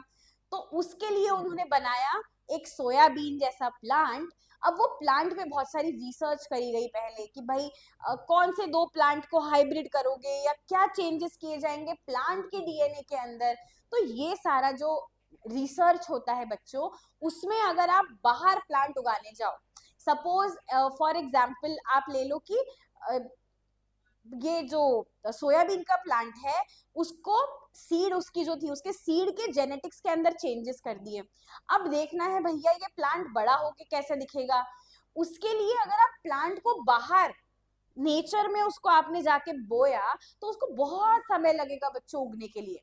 वेयर एज अगर आपने टिश्यू कल्चर के अंदर इस तरीके से उसको लैब के अंदर ग्रो करवाया, जल्दी से ग्रो होगी, कंट्रोल्ड ग्रोथ होगी और बहुत ही जल्दी जल्दी एक्सपेरिमेंट्स आगे बढ़ेंगे। So modern agriculture and crop improvement are the contribution which came from the technique known as tissue culture, जिसमें एक छोटे से टिश्यू को लिया गया, उसको न्यूट्रिशन दिया गया, कंट्रोल्ड इन्वायरमेंट दी गई, लाइट और वाटर को मेंटेन किया और पूरा का पूरा प्लांट बन गया इन अ कंट्रोल्ड एनवायरमेंट। देन यहाँ तक कि हमें बिल्कुल आई होप कोई डाउट नहीं है, कोई भी डाउट हो तो नीचे कमेंट सेक्शन में लिखिएगा। Now moving towards animal tissues. Plant tissues के बारे में तो बहुत पढ़ लिया, अलग अलग टाइप के सेल्स देख लिए, complex permanent tissue, simple permanent tissue, meristematic tissues, इतने सारे टिश्यूज देखने के बाद let's start about animal tissues. तो एनिमल टिश्यूज क्या होते हैं, कुछ स्पेशलाइज्ड सेल्स अगर साथ में आए तो वो एनिमल टिश्यू बनाते हैं। अलग अलग टाइप के टिश्यू अलग अलग फंक्शन कर सकते हैं, movement, transport, protection and coordination. भाई मूवमेंट के लिए कौन रिस्पॉन्सिबल है, हमारी मसल्स रिस्पॉन्सिबल है, सेंसेशन के लिए हमारे न्यूरॉन्स रिस्पॉन्सिबल है, हमारा ब्रेन रिस्पॉन्सिबल है, ट्रांसपोर्ट के लिए ब्लड वेसल्स रिस्पॉन्सिबल है, प्रोटेक्शन एंड कोऑर्डिनेशन, ये सारी चीजें, ये सारे फंक्शंस जो हमारे बॉडी में होते हैं वो एक स्पेशलाइज्ड सेल्स की वजह से होते हैं जिन्हें कहते हैं tissues. And all these tissues in a part of animal are known as animal tissues. So we are moving to the next part of the video series which is the animal tissues, जिसके example है epithelial tissue, connective tissue, muscular tissue and nervous tissue. तो connective tissue क्या करेंगे, नाम से ही समझ में आ रहा है, दो चीजों को कनेक्ट करेंगे। मस्कुलर टिश्यूज क्या करेंगे भाई, मसल्स बनाते हैं हमारे, नर्वस टिश्यूज हमारे न्यूरॉन्स बनाते हैं। तो tissues are a group of cells. वो सेल्स कैसे होने चाहिए, स्पेशलाइज्ड सेल, जैसे मसल की स्पेशलिटी है पावर देना, एनर्जी देना, राइट। कनेक्टिव टिश्यू जैसे ब्लड हो गया, वो क्या करेगा, अलग अलग उसमें सेल्स होंगे, आरबीसी होगा, अलग अलग फंक्शंस होंगे, ये सारे सेल्स मिलके टिश्यू बनाएंगे। And let's start with our first type of tissue in the animal tissue which is the epithelial tissue which give, epithelial है मतलब क्या होगा, आउटर मोस्ट टिश्यू है, इसका हम स्ट्रक्चर एंड फंक्शन देखेंगे। So what is the function, exchange, protection, secretion, sensory and absorption, ये इतने सारे अलग अलग फंक्शंस है। कौन कौन से टिश्यूज क्या फंक्शन कराते हैं आइए देखिएगा। अगर फंक्शन एपिथेलियल टिश्यू है उनके इतने सारे फंक्शन है। एपिथेलियल टिश्यू मतलब जो ऊपर डर्मिस के टिश्यूज है, एक्सचेंज कराएंगे a single layer of thin flat cell, example lungs and blood vessel. तो देखो बच्चों, अलग अलग ऑर्गन्स में सेम टाइप के टिश्यू अलग अलग काम कराते हैं। अब अगर एपिथेलियल टिश्यू लंग्स के है, लंग्स के आउटर मोस्ट कवरिंग की जो टिश्यू है या जो सेल्स है वो किसका एक्सचेंज कराएंगे, गैशियस एक्सचेंज कराएंगे, राइट। ऑक्सीजन लेंगे, कार्बन डाइऑक्साइड बाहर छोड़ेंगे। उसी तरीके से अगर ब्लड वेसल्स के सेल है, ब्लड वेसल के सेल भी क्या करेंगे बच्चों, अब जो ब्लड के अंदर एक सेल्स होते हैं जिसे कहते हैं आरबीसी सेल, जो ऑक्सीजन को बिठाते हैं, लेकर जाते हैं, कार्बन डाइऑक्साइड को लेते हैं और वापस छोड़ के आते हैं। तो ये जो एक्सचेंज वाला काम है वो एपिडर्मिस करवाती है, पर epidermis of lungs and blood vessels. Then protection, कौन सी एपिडर्मिस है जो प्रोटेक्शन देगी? Skin, mouth and oesophagus. तो ये जो आपकी स्किन वाली एपिडर्मिस है, माउथ वाली एपिडर्मिस है और क्या कह सकते हैं डाइजेस्टिव ट्रैक वाली एपिडर्मिस है, वो प्रोटेक्शन देगी। हम कोई भी एसिडिक फूड खाते हैं या कोई भी तरीके का फूड इनटेक करते हैं, उससे प्रोटेक्शन हमें मिलता है by tightly packed layer of epidermal sales.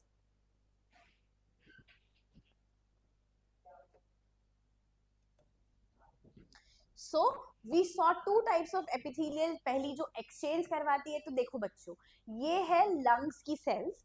उस जो सबसे outermost covering of the cells है या जो outermost tissues epithelial tissue है, वो ऑक्सीजन और कार्बन डाइऑक्साइड का एक्सचेंज करवाएंगे ब्लड में भी और लंग्स के अंदर भी।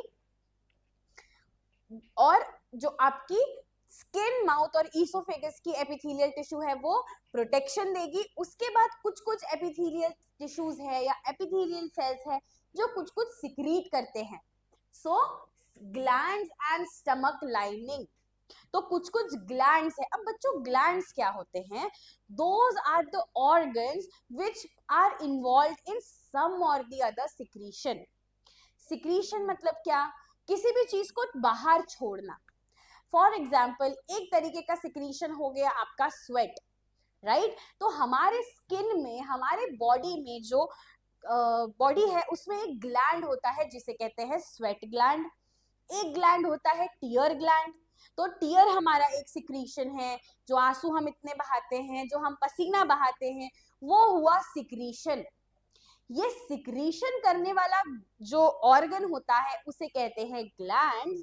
तो ऐसे एपिथेलियल टिश्यू जो ग्लैंड और स्टमक की लाइनिंग के अंदर प्रेजेंट है, वो सिक्रीशन कराते हैं। और वो किस तरीके की सेल से बने हैं? Glandular, cuboidal and columnar sales. तो ये देखो क्यूबॉइडल सेल, पहले तो देखो नाम है ग्लैंड्यूलर, मतलब ही क्या? ग्लैंड में प्रेजेंट रहने वाले सेल, उनका नाम दे दिया ग्लैंड्यूलर। और या तो वो क्यूबॉइडल हो सकते हैं, क्यूब शेप के हो सकते हैं, या कॉलमनर मतलब ऐसे रेक्टेंगुलर शेप के हो सकते हैं। तो ऐसी एपिडर्मिस जो सिक्रीशन करवाएगी वो होंगी ग्लैंड्यूलर, क्यूबॉइडल और कॉलमनर सेल्स। और ये कहाँ प्रेजेंट होती है बच्चों? ग्लैंड्स में प्रेजेंट होती है, जैसे टीयर ग्लैंड, स्वेट ग्लैंड, ठीक है, और स्टमक की लाइनिंग। अब आप कहोगे स्टमक की लाइनिंग कहाँ से आ गई? वो तो ग्लैंड नहीं है। देखो बच्चों जब आप खाना खाते हो, when there is intake of food या इंजेशन होता है, तो वैसे ही हमारी स्टमक की जो सबसे ऊपरी लाइनिंग है, एपिडर्मल लाइनिंग है, वो कुछ juices secrete करती है। Correct, there are some digestive juices which are secreted by the lining of the stomach, जिसमें डाइल्यूट HCl आ गया, कुछ अमाइलेजेस आ गए, प्रोटीएसेस आ गए, लाइपेजेस आ गए। ये सिक्रीशन कौन करता है? तो लाइनिंग ऑफ स्टमक। देन कुछ कुछ एपिथेलियल टिश्यूज का रोल होता है सेंसरी रोल, राइट? जैसे हमारी स्किन है, it is a sensory organ. तो वैसे ही nose, taste bud and inner ear. तो ये जो आपकी नोज है अंदर, जो उसकी सबसे बाहर वाली ऊपरी लेयर है नोज की, वो भी क्या करती है? सेंसेशन। आप स्मेल कैसे लेते हो? It is a sensation. तो स्पेशलाइज्ड रिसेप्टर सेल्स होती हैं। अब रिसेप्टर मतलब क्या बेटा? ये जो सेल्स है epidermal cells of nose, taste bud and inner ear. Taste bud का होता है हमारे टंग के ऊपर, और कान से हम सुनते हैं। अब ये सारी चीजें जो है उसकी जो एपिडर्मिस है, सबसे ऊपर वाली लेयर है ना बच्चों, उसमें होंगे कुछ रिसेप्टर सेल। रिसेप्टर मतलब क्या? It is nothing but the antenna. Receptor को आप किससे कंपेयर कर सकते हो? एंटेना से कंपेयर कर सकते हो। जैसे क्या? जैसे अगर टीवी लगाना है, हमने केबल लगवाना है, तो हम टीवी के वहां एक बॉक्स सेटअप करते हैं और ऊपर जाके एंटीना लगाते हैं, राइट, या वाईफाई सेटअप करना है तो उसमें भी एंटीना लगता है। वैसे ही ये जो एपिडर्मल सेल्स है of the ear, nose and tongue, इनके ऊपर एक एंटीना होता है। जैसे आपने खाना खाया तो आपको टेस्ट आएगा जीभ पे, तो वो जो आपका रिसेप्टर है, एंटीना है, उसने वो टेस्ट को कैच कर लिया। या अगर कान है, ईयर की जो एपिडर्मिस है उनके ऊपर जो एंटीना है वो साउंड को कैच करता है, नोज के ऊपर के रिसेप्टर्स स्मेल को कैच करते हैं। So the epidermal layer of nose, tongue and year contain receptor cells. समझ में आ रहा है आपको बच्चों? ये क्या बता रहा है? लोकेशन ऑफ एपिथेलियल टिश्यू, मतलब सबसे ऊपर वाली टिश्यू, उसका लोकेशन क्या है, उसका फंक्शन क्या है और उसका स्ट्रक्चर कैसा होगा। राइट नाउ एब्जॉर्प्शन, कुछ कुछ एपिथेलियल सेल्स है जो एब्जॉर्प्शन करवाती है, कहाँ की? Small intestine. तो ये देखो बच्चों, स्मॉल इंटेस्टाइन, ये sorry this is the small intestine, इसके ऊपर ऐसे कुछ फिंगर लाइक प्रोजेक्शन होती है जिसे कहते हैं विलाई, और ये विलाई क्या करेगा? सरफेस एरिया बढ़ाएगा और एब्जॉर्प्शन को करेगा from the food that you eat. क्या एब्जॉर्ब होता है फूड में से? जो भी, देखो पेट में जाके खाना टूट गया, खाना टूट गया तो जो ग्लूकोज है या जो अमीनो एसिड है प्रोटीन्स के, वो टूट गए सारे। अब उसको ब्लड में लेके जाना है और ब्लड से आगे पहुंचाना है, तो कौन करेगा? ये एब्जॉर्प्शन कौन कर रहा है? इंटेस्टाइन कर रही है। और इंटेस्टाइन के भी कौन से सेल्स कर रहे हैं? Epithelial cell.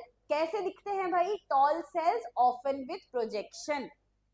टॉल होंगे ये सेल्स, देखो इस तरीके से ऐसे लंबे लंबे सेल्स होंगे और इनके ऊपर ऐसे प्रोजेक्शन होंगे फिंगर लाइक, जिसे कहते हैं विलाई, जो क्या करेंगे? सरफेस एरिया ऑफ एब्जॉर्प्शन को बढ़ाएंगे। So as we saw in the root hair, root में भी हमने क्या देखा भाई? रूट भी एब्जॉर्प्शन कर रहा था पानी का। सो रूट का एब्जॉर्प्शन ज्यादा हो इसीलिए रूट हेयर थी। वैसे ही स्मॉल इंटेस्टाइन में भी एब्जॉर्प्शन को बढ़ाने के लिए उसकी एपिथेलियल टिश्यूज में भी कुछ प्रोजेक्शंस है जिसे कहते हैं विलाई। सो आई होप आपको एपिथेलियल टिश्यू क्या है, अलग अलग ऑर्गन में अलग अलग एपिथेलियल टिश्यू है। लंग्स के एपिथेलियल टिश्यू कुछ ट्रांसफर में काम करते हैं, ट्रांसपोर्ट कराते हैं, राइट। स्टमक के एपिथेलियल टिश्यूज कुछ ना कुछ सिक्रीट करते हैं। इसी तरीके से अलग अलग बॉडी पार्ट्स में एपिथेलियल टिश्यू का काम भी अलग होगा और उनका भेस भी अलग होगा, उनका स्ट्रक्चर भी अलग होगा, दिखने में भी अलग अलग होंगे। भाई आपको समझ में आई बात? चलो दूसरे टाइप का टिश्यू है हमारा कनेक्टिव टिश्यू, एंड उसी कनेक्टिव टिश्यू का एक एग्जाम्पल है ब्लड। नाम से क्या समझ में आ रहा होगा भाई? कनेक्टिव टिश्यू है तो क्या करेगा? किसी ना किसी चीज को कनेक्ट करेगा, एक साथ जोड़ कर रखेगा। Connective tissue joins, supports and bind different tissue and organ in the body. तो ये क्या करता है? डिफरेंट टिश्यूज और ऑर्गन्स को एक साथ बाइंड करके रखता है। And these cells are embedded in a matrix which may be fluid, soft, flexible और rigid. समझेंगे बच्चों क्या कहा इसने? कनेक्टिव टिश्यू क्या है? जो दो चीजों को जोड़ के रखेगा, राइट। अब ये जो कनेक्टिव टिश्यू के सेल्स है, ये तो टिश्यू है बच्चों, tissue is a group of cell. तो ये जो सेल्स है कनेक्टिव टिश्यू के, वो एक मैट्रिक्स जैसे स्ट्रक्चर में तैरेंगे। देखो इस तरीके से कुछ मैट्रिक्स दिखाई देता है, fluid matrix, soft matrix, rigid matrix and flexible matrix. Matrix मतलब क्या? वो एक बेस है जिसके ऊपर ये कनेक्टिव टिश्यूज तैरेंगे। ये मैट्रिक्स हार्ड भी हो सकता है, सॉफ्ट भी हो सकता है, लिक्विड भी हो सकता है, डिपेंडिंग अपॉन ये कनेक्टिव टिश्यू कौन से ऑर्गन में प्रेजेंट है। तो देखो अगर बोन में कोई कनेक्टिव टिश्यू है तो वो अलग दिखेगा, बोन का कनेक्टिव टिश्यू रिजिड है, हार्ड है। बोन में भी जो कनेक्टिव टिश्यू है, जो दो बोन्स को जोड़ के रख रहे हैं, उसका जो मैट्रिक्स है, जो उसका बेस है जिसपे वो कनेक्टिव टिश्यू तैर रहा है, वो कैसा होगा? हार्ड होगा। उसके बाद कार्टिलेज, कार्टिलेज ये आपका कान, वो कार्टिलेज है, ये आपकी नाक कार्टिलेज है। तो इस कार्टिलेज में जो कनेक्टिव टिश्यू है उसका जो मैट्रिक्स है, उसका जो बेस है, वो कैसा होगा, फ्लेक्सिबल। इसलिए आपका कान फ्लेक्सिबल है, नाक फ्लेक्सिबल है। Why? Because of the matrix being a flexible nature. और मैट्रिक्स के ऊपर कौन होता है भाई, कनेक्टिव टिश्यू, जिसका काम है ज्वाइन करना, सपोर्ट करना और चीजों को बाइंड करना। नाम से समझ में आएगा, कनेक्टिव टिश्यू है तो चीजों को कनेक्ट करके रखेगा, बाइंड करके रखेगा। नाउ वन बिग एग्जांपल और major example of connective tissue is the blood. तो अगर क्वेश्चन आया which is the largest connective tissue in the body, it is the blood, right. तो ब्लड का मैट्रिक्स कैसा होगा बच्चों, फ्लूइड, राइट। तो ब्लड का मैट्रिक्स फ्लूइड होगा, कार्टिलेज का मैट्रिक्स फ्लेक्सिबल होगा, बोन का मैट्रिक्स बहुत हार्ड होगा, राइट। उसके बाद चलो ब्लड समझते हैं हम। Blood is a connective tissue with fluid matrix called plasma. तो देखो बच्चों, ब्लड के दो कॉम्पोजिशन होते हैं। पहला कॉम्पोजिशन है plasma. Plasma is a colourless material. क्या है plasma? It is a matrix. वो बेस है जिसके ऊपर ब्लड की सेल्स तैर रही हैं, और ये जो मैट्रिक्स है ब्लड का, वो कैसा होगा, फ्लूइड होगा।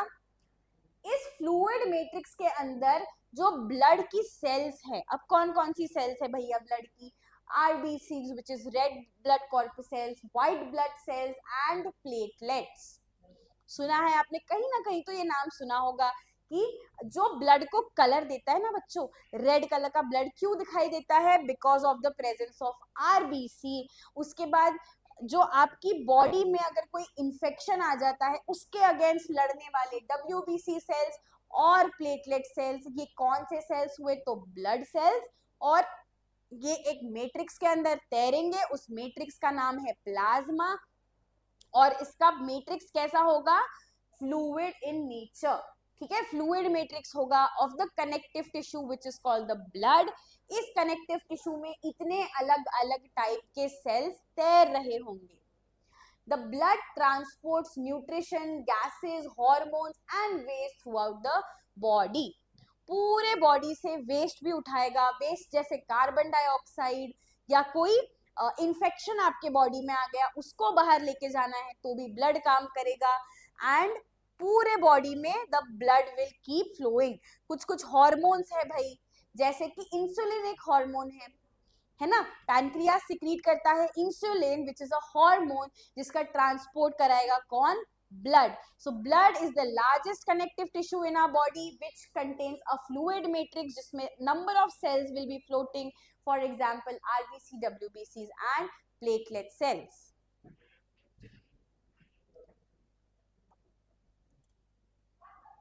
चलिए, तो blood as a connective tissue I hope आपको समझ में आया हो। Then what are the components of blood? Components मतलब क्या भाई, उसका कॉम्पोजिशन कैसा है, ब्लड के अंदर कौन कौन सी चीजें हैं, बेसिकली ब्लड की रेसिपी क्या है भाई। तो ब्लड के अंदर पहले तो प्रेजेंट होगा प्लाज्मा। मैंने आपसे कहा कि एक मेजर फ्लूइड या मैट्रिक्स जिसे कहते हैं plasma, which is a fluid transport medium, ठीक है। ब्लड को लिक्विड या फ्लूइड बनाने के लिए कौन रिस्पॉन्सिबल है, तो प्लाज्मा रिस्पॉन्सिबल है। और उसके अंदर कुछ सेल्स होंगी जैसे RBC which carry oxygen using haemoglobin. तो देखो बच्चों, इस तरीके से कुछ आरबीसी दिखाई देंगे, रेड कलर के होते हैं। It has a kind of spherical shape, उसमें बीच में दो ऐसे गड्ढे होंगे, आगे हम पढ़ेंगे। तो रेड ब्लड सेल अपने अंदर क्या ट्रांसपोर्ट करके लेके जाता है, ऑक्सीजन। और रेड ब्लड सेल के अंदर एक मेजर कंपोनेंट होता है जिसे कहते हैं haemoglobin. Haemoglobin it is responsible for carrying oxygen. और कुछ कुछ लोगों में ये हीमोग्लोबिन की डेफिशिएंसी होती है, उन्हें हम कहते हैं एनीमिक पीपल, राइट। उसके बाद आया दूसरा blood cell which is called as the WBC which defends again infection.